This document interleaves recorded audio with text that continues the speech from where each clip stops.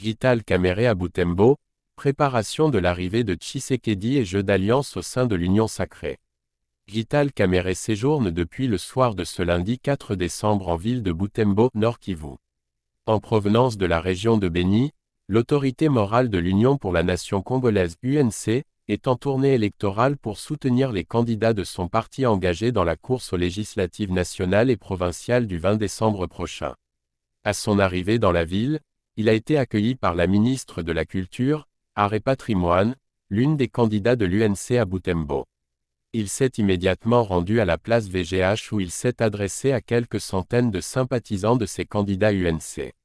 Dans son discours, il a annoncé l'arrivée imminente dans la ville de Félix Tshisekedi, candidat à la présidentielle de décembre prochain.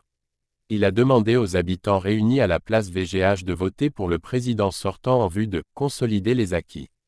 À l'actif du président, il a cité la gratuité de l'enseignement primaire, la gratuité de la maternité déjà amorcée à Kinshasa, la mobilisation des Wazalando, ces patriotes engagés aux côtés des FARDC dans la traque des ennemis de la paix.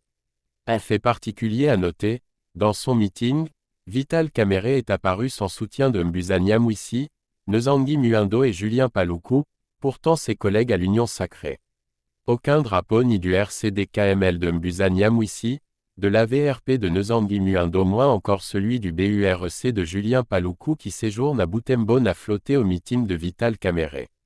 Même pas celui de l'UDPS aujourd'hui piloté dans la ville par son ancien député Mebindul Mitono. Vital Kamerhe n'a compté que sur le soutien de la ministre UNC Catherine Furaha pour mobiliser.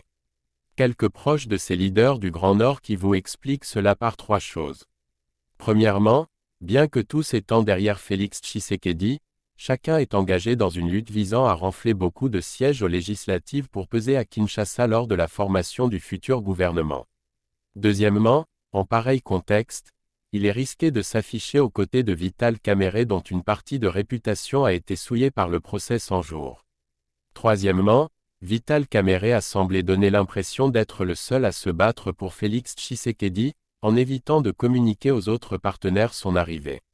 Vital Kamerhe va donc passer sa première nuit à Butembo où Félix Tshisekedi est attendu le 7 décembre prochain. Une visite dans un Grand Nord qu'ils ont précipitamment quitté pendant la campagne électorale de 2018 avec Félix Tshisekedi, craignant une éventuelle attaque des miliciens.